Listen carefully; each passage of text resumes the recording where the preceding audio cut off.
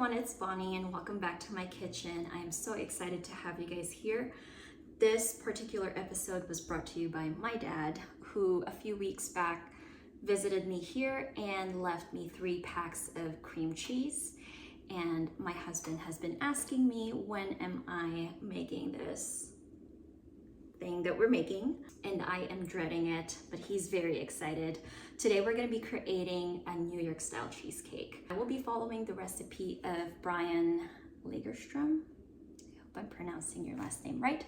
I will be adding the link on the description box below, so you could check out his recipe that I am following with a teeny bit of modification. I am very much excited. Part of the reason why I am dreading creating a New York style cheesecake is because the first time and the last time I made it was back in 2012. I failed. It was a tofu soupy mess. It was just horrendous. I did not know much about baking, and I did a water bath as well, and even so it was just terrible. But today, after over a decade, I will be attempting to redeem myself here. And so, yeah, I am scared but excited. So to get started, I already have my 9-inch springform pan greased and ready to go. I have 3 packs of the graham crackers. For Brian's recipe, he did have walnuts in for the crust. However, I am just taking that out. I'm not really a big fan of walnuts. But what I have here is 1/4 cup of flour, 1/4 cup of sugar, and 3 teaspoons of salt.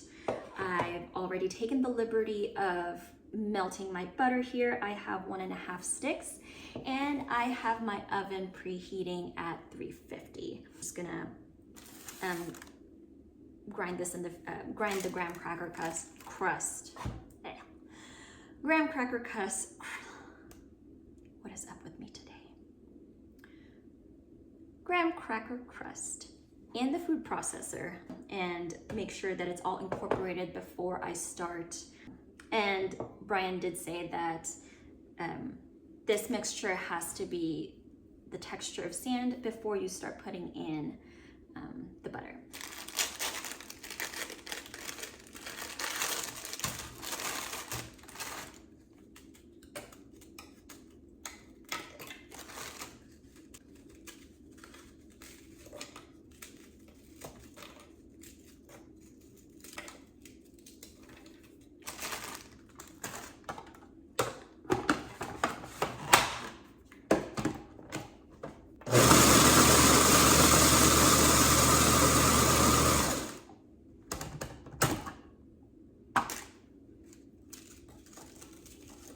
Now we are making a New York style cheesecake that has a tall crust. And so that's why it calls for all 3 packs. And it's okay to do this in batches. I'm just helping the food processor here make this process a little bit quicker. Last one. Let's see.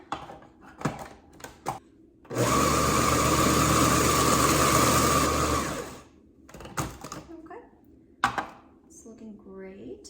It is the texture of sand.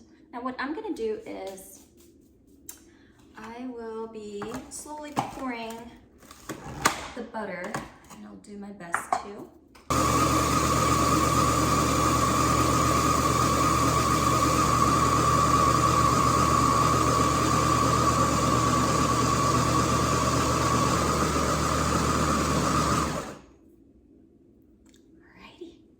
See how this looks.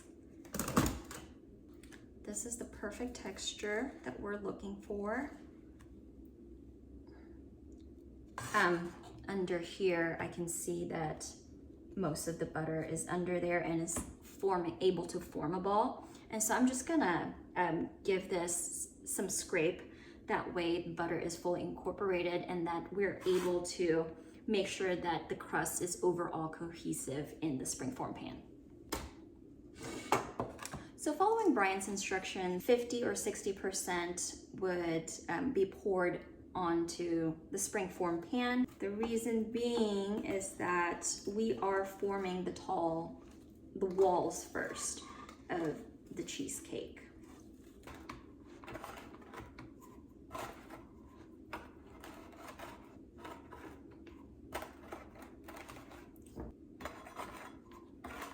Okay. And then the last part.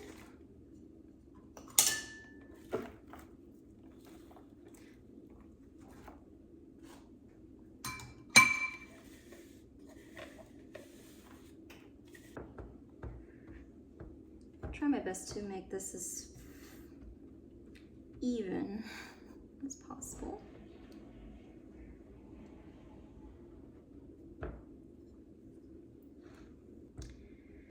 Try my best here to make this as even as possible and that there are no holes.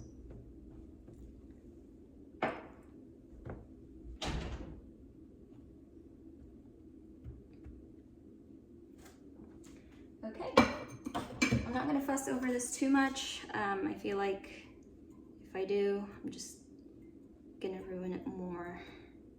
But this will go in the oven at 350 for about 10 minutes or until the crust is golden brown. My OCD is kicking in full gear.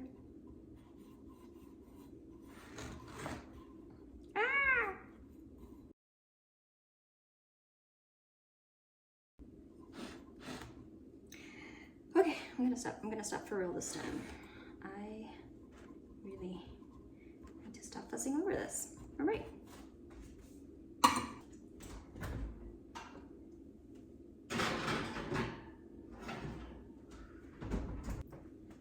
right, I will keep an eye on that one. So switching gears over here, I have 4 packs of room temperature cream cheese. I also have a room temperature goat cheese, 5 whole eggs and 2 egg yolks, zest of 1 lemon, 1 cup of sugar and 1 teaspoon of salt combined, 1/4 cup of cornstarch, 1/2 cup of sour cream, and my vanilla. So one of the things that I will be modifying in this recipe is that I believe the second or third instruction was to add the sour cream, lemon zest, and the vanilla. And I don't know if this is gonna make any difference, but I just like to do it. What I'm gonna do is I'm gonna mix the lemon zest with the sugar and the salt. And what this does is that the crystals cut into the zest and releasing all of the oils that are in the zest. It's actually very fragrant and it's starting to look like wet sand a little bit. All right. Now, when I was looking up recipes for a New York style cheesecake, it was already daunting to begin with. I never really had a good experience with cheesecake. Part of the reason why I chose Brian's recipe was that it did not really require me to create a water bath. I am always just scared that water will somehow seep into the mixture or the cake and just ruin the whole thing. I think that was the biggest factor with me choosing his recipe over everybody else's. Also, one of the main things was his ingredients are very straightforward. It's most of the stuff that I already have in my pantry or in the fridge, and so it didn't really require me to go out of my way to grab an ingredient that I already don't have.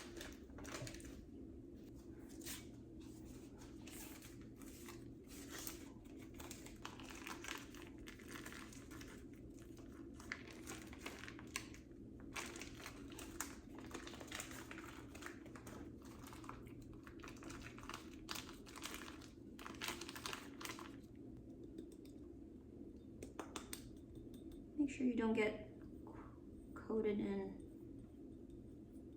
cornstarch here.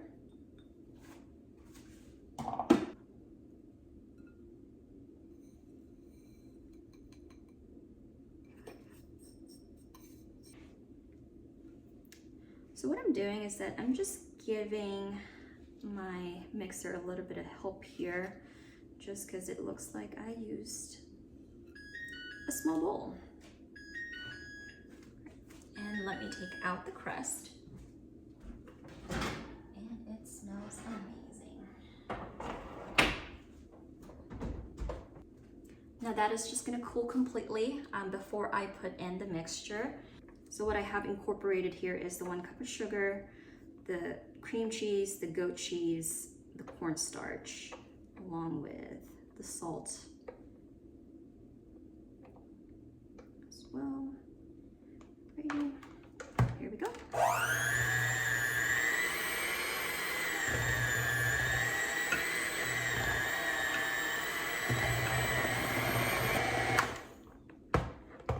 Now you can definitely, and you should be using a stand mixer for this one. I just did not want to whip mine out.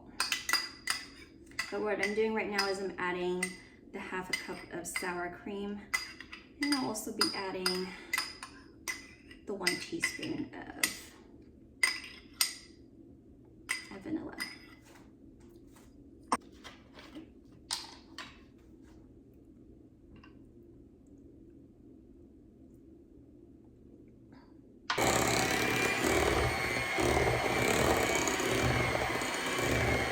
And then slowly start to incorporate the eggs one at a time.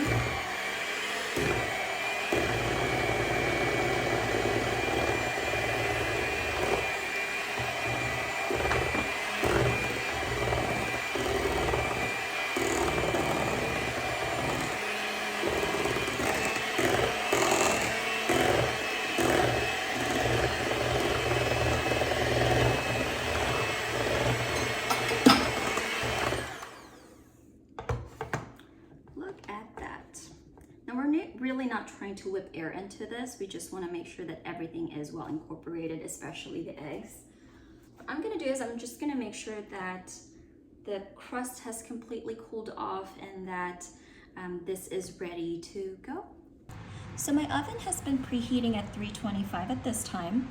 My crust has completely cooled off, and I have my springform pan sitting in 1/2 sheet tray just for security. What I'm going to do is I'm going to pour the mixture in. And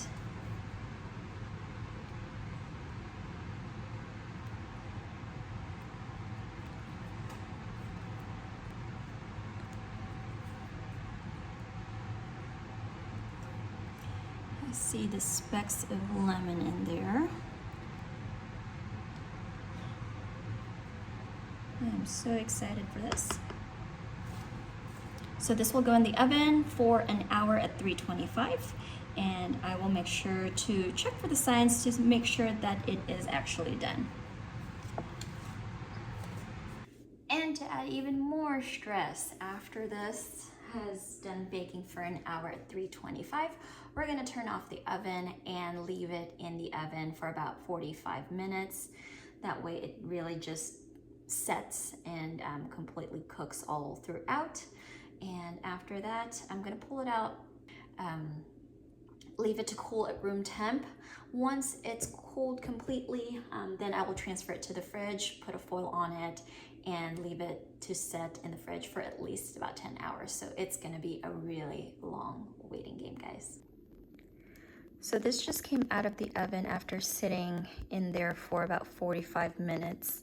One of the things that convinced me to use Brian's recipe was that it wouldn't crack. And number 2 is that I didn't need to do a water bath. But as you can see here, guys, it has cracked. Now, I don't know what attributes to cracking. If you do, please let me know in the comments below. Overall, I am very happy with this recipe. As you can see, it does a slight jiggle, but there's no rippling here. After letting it cool at room temperature, what I'm gonna do is I'm gonna put a foil over it and put it in the fridge, let it cool there and rest for about at least 10 hours. I can smell the goat cheese and I can smell the hints of the lemon zest as well. I really can't wait to dig into this. It's making me so hungry. Alrighty, the big reveal. After about 13 hours in the fridge, let's see how it looks.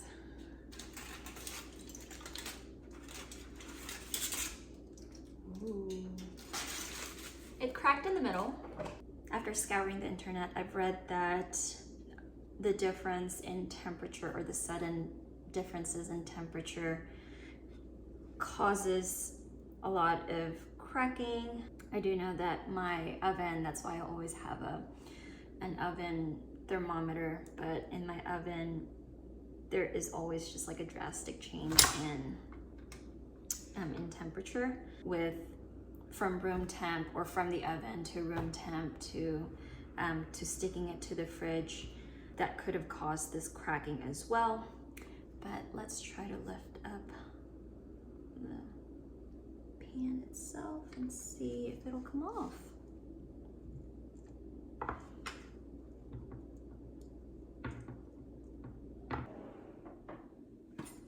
Grab my little spatula to help it out a bit. But I do see here that even when I didn't open this the wall of the springform pan, that the sides have already come off from the wall of the pan. So that's good. That's a good sign. Just wanted to loosen that up a bit. Let's see. Oh, maybe it'll help if I do this.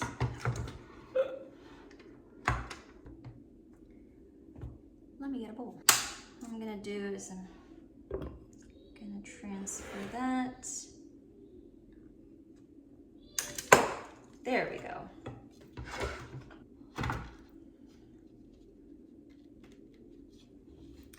Look at that.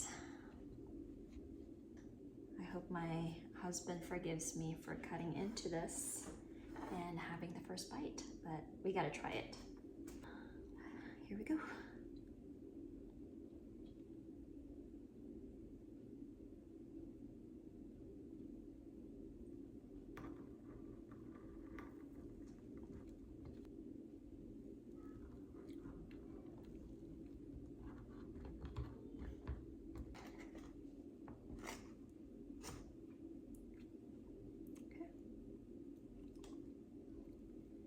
Ready? Look at that.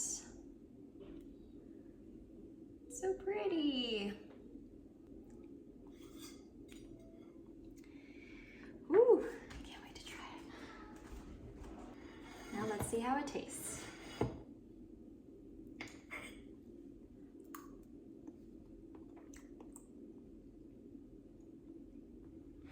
Been a while since I've had cheesecake. How can something be so rich and light at the same time?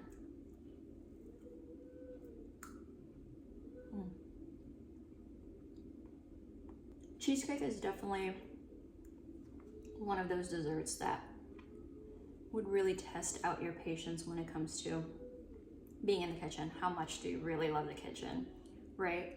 It's like first leaving ingredients to get to room temp, the baking process, the waiting game. And I feel like that's the same thing with bread as well. My husband loves it plain, and so that's why I didn't make a sauce. I'm the type of person who would probably put sauce on this thing.